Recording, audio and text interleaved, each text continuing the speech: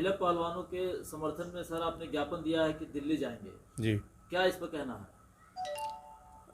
मैंने ज्ञापन दे दिया था कि ऑनरेबल प्रेसिडेंट को कि मैं 5 से वहाँ सत्याग्रह संसद भवन के सामने करूँगा। और आज हमको सूचना मिली है कि 2 बजे सूचना मिली है कि संसद और प्रेसिडेंट हाउस और चारों तरफ से जाने वाली सड़कों को पुलिस से बैरिकेटिंग लगा दिया गया है, तो वहाँ जाने नहीं दे रहे हैं। मुझे गांधी समाधि पर होके वहाँ जाना था। तो अब जो है मैं ये बेटियों की मांग को लेकर, बेटियों की हिफाजत के लिए उनके ऊपर जो बर्बरता बरती गई है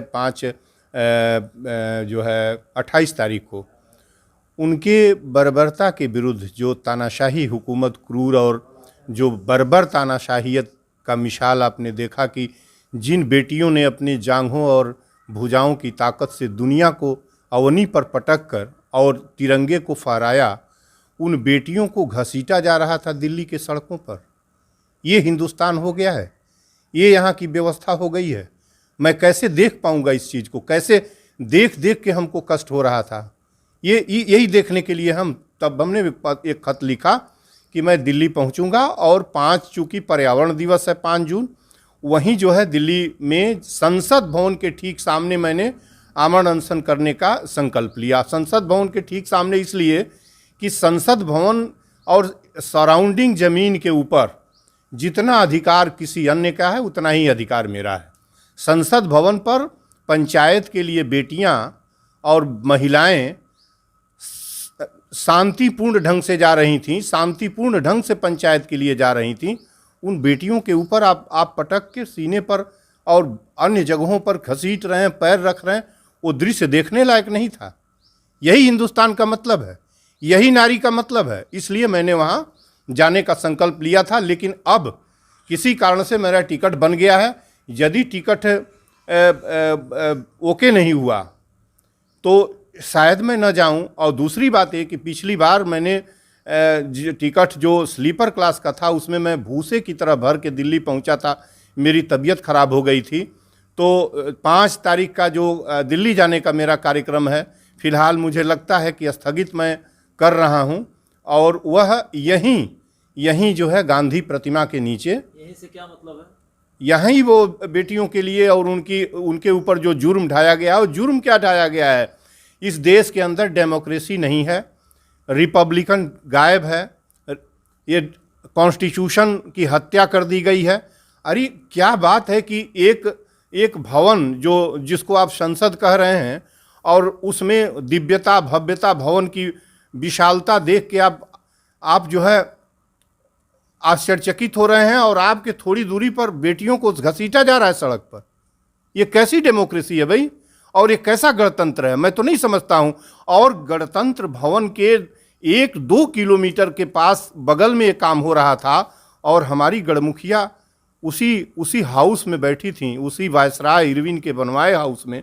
उनको ये समझ में नहीं आ रहा था कि इस बेटियों के ऊपर क्या हो रहा है, उनको समझ में नहीं आ रहा था। जबकि उन्होंने शाम को बयान दिया, उस संसद के लिए बयान दिया कि ये बहुत ही अच्छा है, ऐतिहासिक भवन है। मैं भी माना ऐतिहासिक भवन है, बेटियों की तरफ नहीं जा सकती थी, बेटियों के लिए 2 शब्द खर्च नहीं हो सकता था। यही रिपब्लिकन है भारत का। अब अंतिम तौर पे क्या निर्णय लिया आपने? मैं अंतिम तौर पर निर्णय लिया हूं कि उस आंदोलन को बेटियों के सपोर्ट में और इस पूरी व्यवस्था में जो आज इस देश के अंदर सत्ता काम कर रही है, मैं किसी पार्टी का और किसी पार्टी का नुमाइंदा और एजेंट दलाल नहीं हूँ, न मुझसे किसी पार्टी से कुछ लेना देना है। लेकिन इस देश के अंदर लोकतंत्र, इस देश के अंदर संविधान और गणतंत्र का कत्ल कर दिया गया है। और दिल्ली की सड़कों पर जो घटना 28 मई को हुई है, वह मैं हिस्ट्री का विद्यार्थी हूँ, अतीत के पन्ने में कहीं नहीं है, और याद रखेगा अतीत। और उनके साथ न्याय नहीं जल्दी ही शीघ्र कर दिया गया। बेटियों के साथ न्याय नहीं किया गया।